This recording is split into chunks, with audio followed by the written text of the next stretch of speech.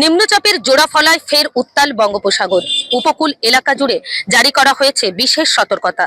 বঙ্গোপসাগরে তৈরি হওয়া নতুন নিম্নচাপের জেরে প্রবল দুর্যোগের মেঘ ঘনিয়ে আসছে গাঙ্গেয় পশ্চিমবঙ্গ ও উপকূলবর্তী এলাকাগুলিতে। প্রশাসনের তরফে উপকূলীয় জেলাগুলিতে জারি করা হয়েছে বিশেষ সতর্কতা।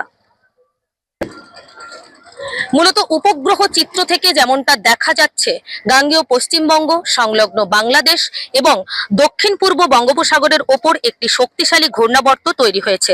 সমুদ্রের জলভাগ থেকে শক্তি সঞ্চয় করে তা ক্রমশ ঘনীভূত হয়ে দুর্যোগ বাড়াচ্ছে।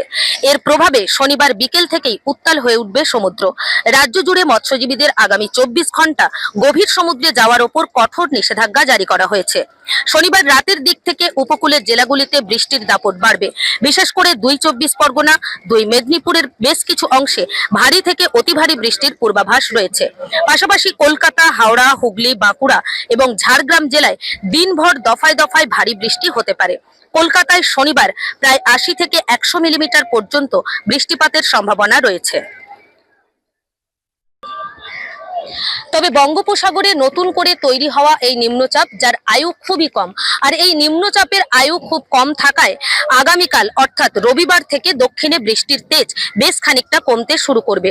অন্যদিকে উত্তরবঙ্গের জেলাগুলিতে আগামী 4 দিন কেবলমাত্র হালকা থেকে মাঝারি বৃষ্টির পূর্বাভাস দিয়েছে আলিপুর আবহাওয়া দপ্তর।